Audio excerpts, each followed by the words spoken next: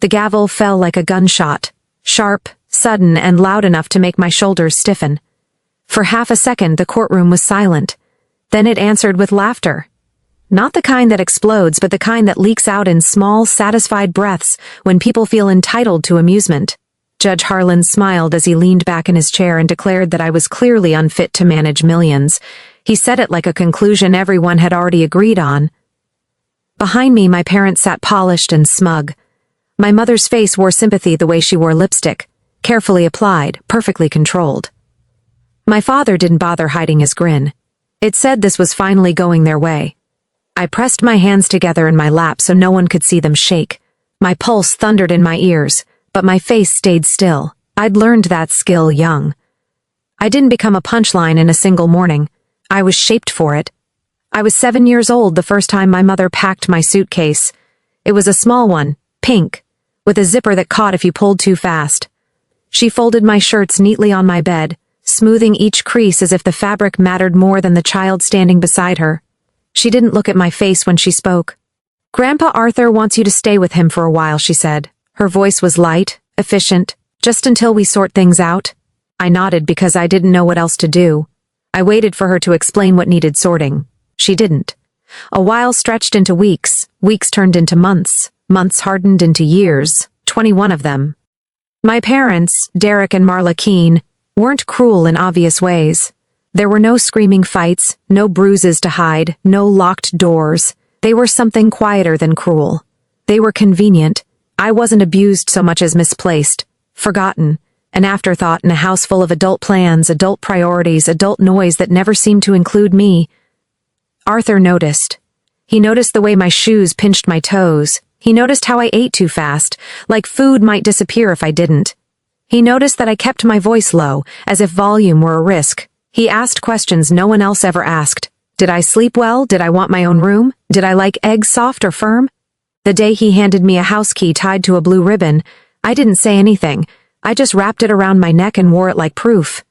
At his house, attention wasn't dramatic. It was ordinary, and ordinary felt miraculous. He taught me chess at the kitchen table on Sunday mornings, correcting my moves without condescension. He taught me how to look people in the eye when they lied, and how to listen for what they avoided saying. He showed up to parent nights with a notebook and took notes like my future mattered. When I said I wanted to study law, he nodded once, slow and satisfied. "Good," he said. "Learn the rules, then learn how people break them."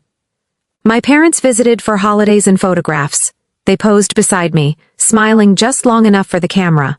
They accepted compliments, for parenting they didn't do, and left before the work began. They lived comfortably on Arthur's money and called it family support. Arthur never commented. He watched the way a man watches weather, quiet, observant, storing what he saw. As I grew older, I noticed him preparing. Not with speeches or warnings, but with documents, conversations, careful pauses. He was building something solid for the day he wouldn't be there to stand between us. He died on a Tuesday in March, quietly, the way he lived. No long goodbye, no dramatic hospital scene, just an empty bed and a silence that felt heavier than sound. I drove from Boston to Connecticut with my hands tight on the steering wheel, grief burning behind my eyes like a fever I couldn't shake. Derek and Marla were already there when I arrived. They weren't crying, they were counting. My father opened drawers, my mother skimmed ledgers. They called it organizing, like loss was a filing problem that needed efficiency. The will was read the following week in a narrow office that smelled of dust and old paper. The attorney spoke carefully and avoided my eyes.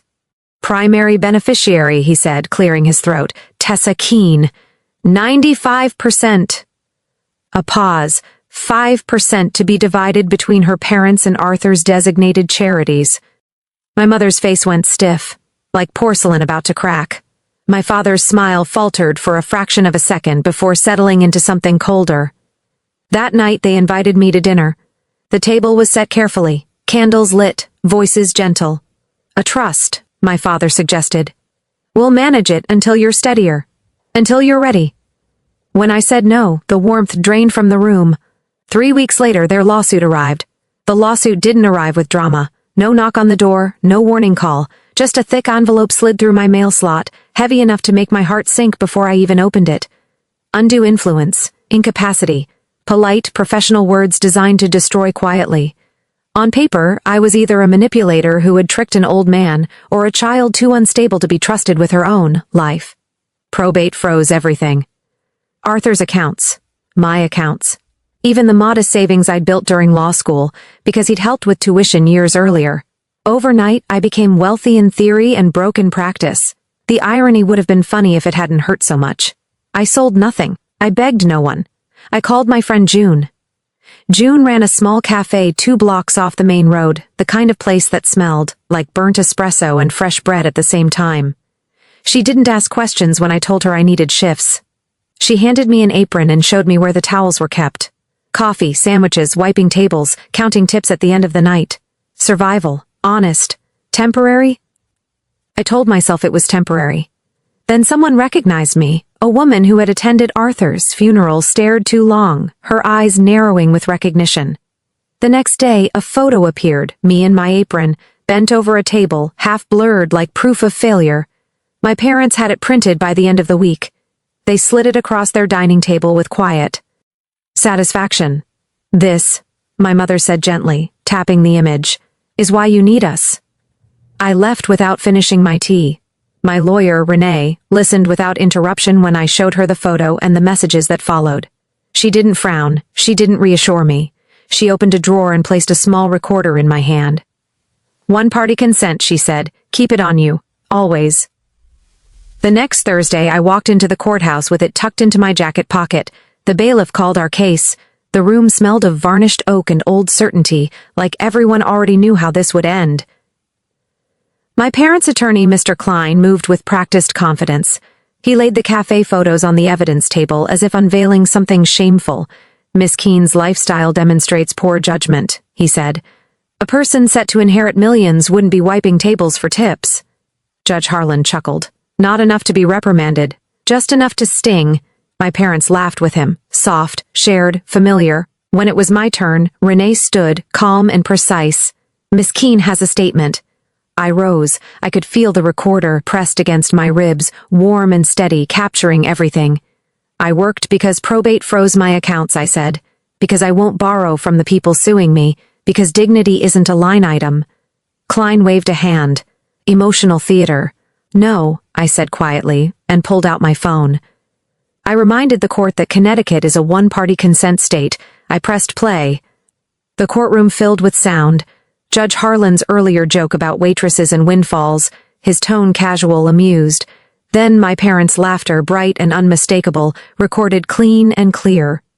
The room shifted. Even the judge's smile disappeared. Renee didn't rush. She simply asked for recusal. The clerk began writing so fast her pen trembled. Recess. A new judge was assigned the following week. Her name was Elena Ruiz. She didn't smile when she took the bench. She read the will. She read the filings. She looked at my parents the way adults look at children caught with their hands in a purse. Challenge denied, she said. Fees and costs to the plaintiffs. Outside the courthouse, my father reached for my arm. I stepped back. I didn't let him touch me. My father's hand hovered in the space where my arm had been a moment earlier, his face tight with something that might have been shock or might have been calculation. My mother stood beside him, lips pressed together, eyes already scanning for witnesses. Old habits die hard. Arthur saved me once, I said, my voice steady in a way that surprised even me. I'm done saving you.